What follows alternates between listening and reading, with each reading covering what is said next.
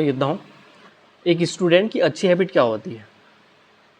वो सुबह जल्दी उठे, रात को जल्दी सो जाए और दिन की शुरुआत वो अपनी किताबों से करे। सुबह उठते की कुछ लोगों की आदत होती है मोबाइल छूना, इधर उधर कुछ करना। तो एक अच्छे स्टूडेंट की ये आदत होती है कि वो रात को ये सोच लेता है कि उसके सुबह उठ के करना क्या है, और सुबह वो बुक को खोल के बगल में रखता है और सुबह उठ के वो बुक को पढ़ना शुरू कर देता है। ये करने के बाद दिन भर वो अच्छे से अपने टाइम मैनेज करने के लिए अपने लिए एक दिन का टाइम टेबल बनाता है। सिर्फ एक ही दिन का टाइम टेबल बनाता है और उस दिन को अपने हिसाब से वो फ्रेम करता है कि आज के समय इस समय मैं क्या करने वाला हूँ। और इस दौरान वो अपने मोबाइल से जितना ज़्यादा दूर हो सकता है वो उतना दूर रहने की कोशिश करता है। सोशल मीडिया उसके मोबाइल से अनइंस्टॉल्ड होते हैं, ना कोई फेसबुक ना कोई इंस्टाग्राम, कुछ भी नहीं होता है। और खाना वो हेल्दी खाता है, ऐसे खाना वो नहीं खाता है जिससे उसके शरीर में आलस आए। खाना जब आता है तो एक साथ पूरा पेट भर के नहीं खाता है जिससे उसको आलस आ जाता है।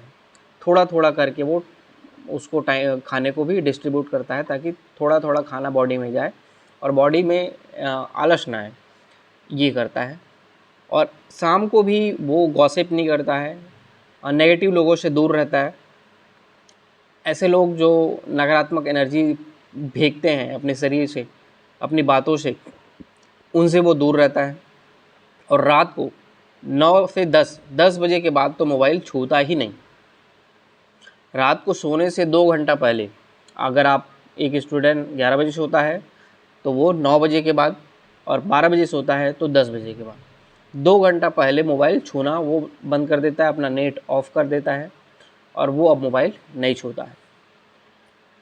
तो ये एक अच्छे स्टूडेंट की हैबिट होती है। इसके अलावा जो चीज़ें हैं वो करनी है, लेकिन वो स्टूडेंट पॉइंट ऑफ व्यू से ख़राब चीज़ें हैं। एक स्टूडेंट को इन सब चीज़ों से दूर रहना चाहिए।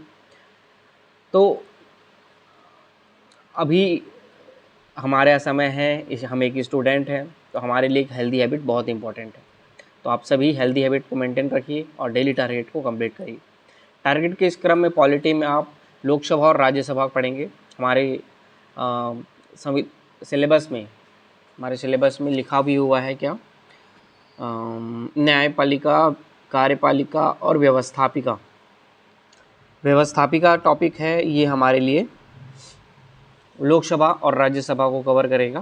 तो ये टॉपिक आप संसद वाले चैप्टर जाएंगे, हमारे लक्ष्मीकांत की बुक में संसद वाले चैप्टर में संसद का गठन, जिसमें संसद का अर्थ क्या होता है, राष्ट्रपति, लोकसभा और राज्यसभा तीनों मिलके क्या होते हैं, संसद का गठन करते हैं। इसके सारे आर्टिकल भी आपको याद करने होंगे और इसकी संरचना भी आप देखेंगे। जैसे लोकसभा राज्यसभा में आप देखोगे मैक्सिमम 250 कैंडिडेट होते हैं, अभी कितने हैं वो आप देखोगे।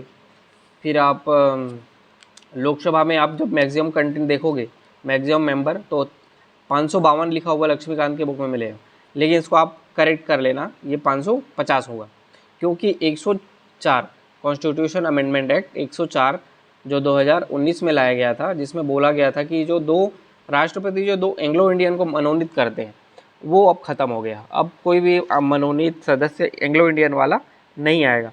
तो अब 2 कम हो गया, तो 552 में 2 कम कर दो तो 550 ही बचा। तो अब 550 ही आपका लोकसभा के लिए अधिकतम सदस्य होगा, ये आप क्लियर रखना। और बाकी जो चीज़ें हैं वो तो सेम रहेगा। इसमें कुछ अमेंडमेंट है, 61th अमेंडमेंट, 95 अमेंडमेंट, ये सारी चीज़ें आपको याद करनी चाहिए। फिर लोकसभा के निर्वाचन की प्रक्रिया दिया है, राज्यसभा की अवधि दिया है, first past the post system क्या है ये दिया है, लोकसभा की संसद की सदस्यता, पीठासीन अधिकारी, लोकसभा अध्यक्ष, उपाध्यक्ष, फिर संसद के नेता, स्थगन और सत्रावसान।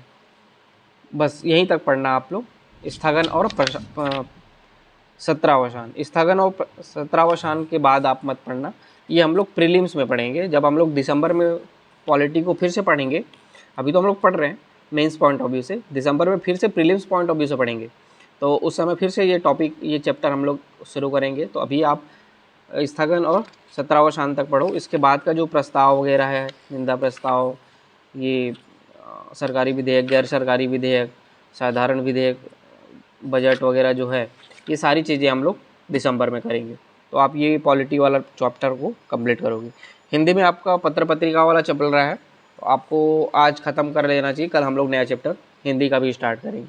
तो आपका पहला क्वेश्चन होगा सुदर्शन, अभ्युदय, प्रताप, रूपाभ, प्रभा कौन लिखा है। इसके अलावा आप बताओगे पाखी कौन लिखा है, संचेतना और परख। तो ये सारी पत्र पत्रिका आप बताओगे।